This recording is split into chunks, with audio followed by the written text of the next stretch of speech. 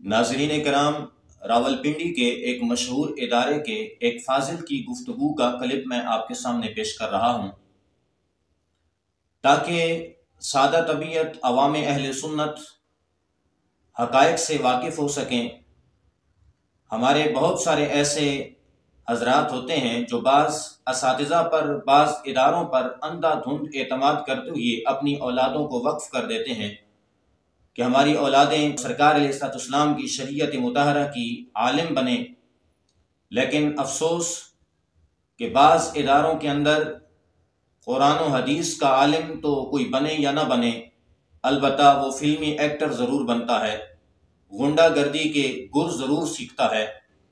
یہ جو میں آپ کے سامنے ایک کلپ پیش کرنے لگا ہوں، یہ بھی ایک مشہور ادارے کا ایک فاضل ہے، لیکن مشہور ہے اونچی دکان پھیکا پکوان۔ اگرچہ ادارے کا نام بہت بڑا ہے، لیکن یہ کلپ سماعت کرنے کے بعد آپ کو اس چیز کا بخوبی مشاہدہ ہو جائے گا کہ اس ادارے کا تعلیمی معیار کیا ہے، اخلاقی معیار کیا ہے۔ آئیں آپ پہلے ایک حضرت صاحب کا کلپ سماعت فرما لیں۔ اب میں آتا ہوں اس راولپنڈی کے آرام زادے کی طرف، اس کتے کی طرف، اس خنزیر کی طرف۔ اور خنزیر سے بھی بدتر ہے، یہ رجل معکوس ہے، یہ حیض کی پیداوار ہے۔ حیض کے اندر اس کے باپ نے کوئی غلطی کیا تو یہ رامی کتا پیدا ہوا ہے، اور کتے کے بچے اور دلے کے بچے اور حرام زادے اور خنزیر، تیری ماں سے بہت بڑی غلطی ہوئی ہے کہ تجھے جیسا حرام زادہ کوئی پیدا ہوا ہے، اور دلے کے بچے تو بک بک کرتا ہے، حرام زادے، حرامی کی اولاد، اور پکا تو جو حیضی ہے، پکا تو حیضی ہے، گرانٹیڈ سرٹیفکیٹ سائنٹیفک یہ بات ہے کہ تو حیضی ہے۔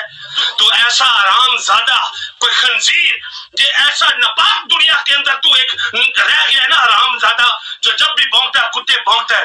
جب تو سمجھ گیا نا حرامی، حرامی میں حرامی اس لیے کہتا ہوں، تو مولوی نہیں، تو حرامی ہے، تو حرام زادہ ہے، تو رجل معکوس ہے، خنزیر، خنزیر بک بک کرتا ہے۔ جی ناظرین کرام، آپ نے کلپ سماعت کر لیا۔ افسوس اس بات کا ہے، کاش کہ انہوں نے سرکار علیہ السلام کے ایک فرمان کو ہی پڑھ لیا ہوتا۔ قرآن مجید کی سورۃ الحجرات کی ایک آیت پوری نہ صحیح، اس کا کچھ حصہ ہی پڑھ لیا ہوتا اور سمجھ لیا ہوتا۔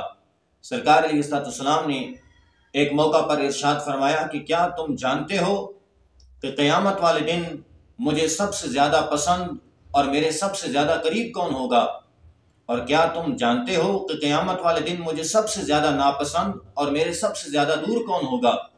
تو عرض کی گئی، یا رسول اللہ، وہ کون بدبخت ہوگا، وہ کون بدنصیب ہوگا جو قیامت والے دن آپ سے دور ہوگا اور آپ کو سخت ناپسند ہوگا؟ تو سرکار علیہ السلام نے کیا ارشاد فرمایا؟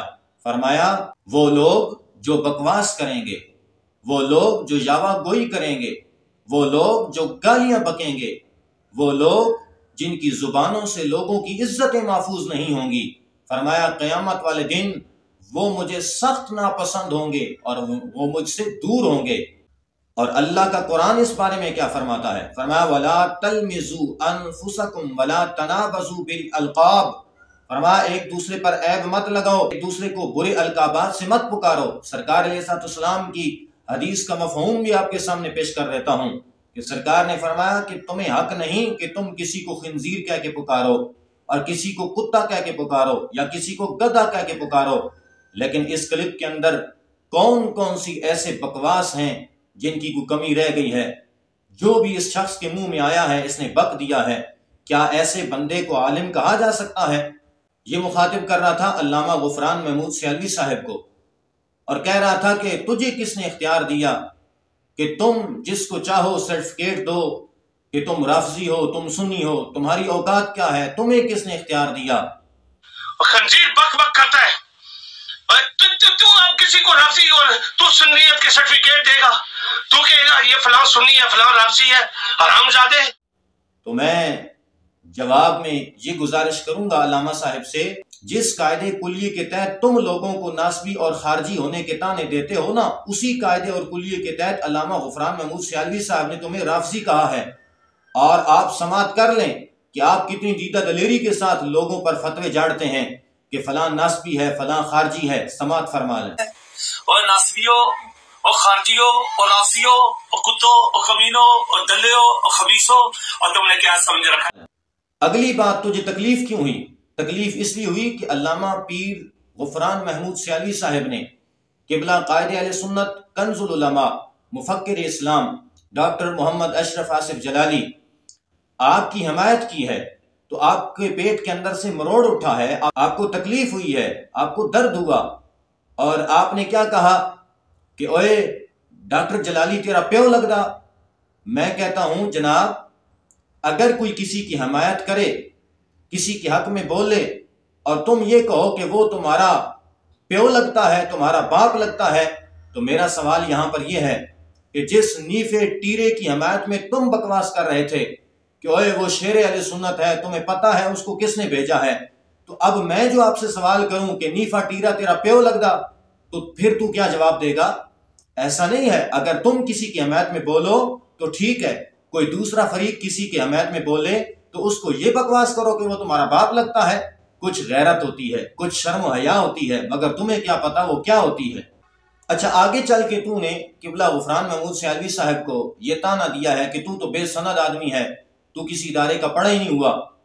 میں کہتا ہوں جس کو تو بے سند کہہ رہا ہے اور اپنے آپ کو سند والا سمجھ رہا ہے، تو نے سند کس بات کی وصول کی ہے؟ گالیوں کی پی ایچ ڈی کرنے پر، بکواس پکنے پر؟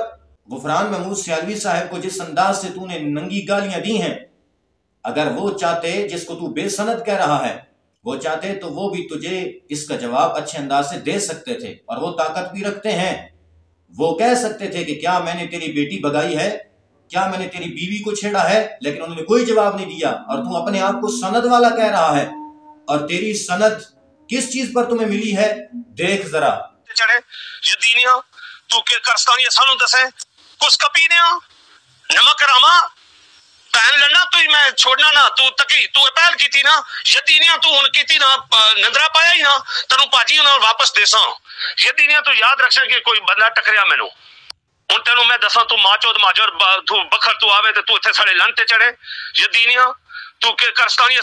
اب میں آخر میں عوام اہل سنت سے بھی یہ گزارش کروں گا کہ آپ نے یہ سب کچھ سماعت کر لیا ہے، آپ ایسے بیروبیوں سے اپنے آپ کا پلہ چھڑائیں، اپنی اولادوں کو ان لوگوں کے شر سے بچائیں۔ یہ لوگ محراب و منبر کے وارث نہیں، یہ تو کنجر خانوں کی پیداوار ہیں۔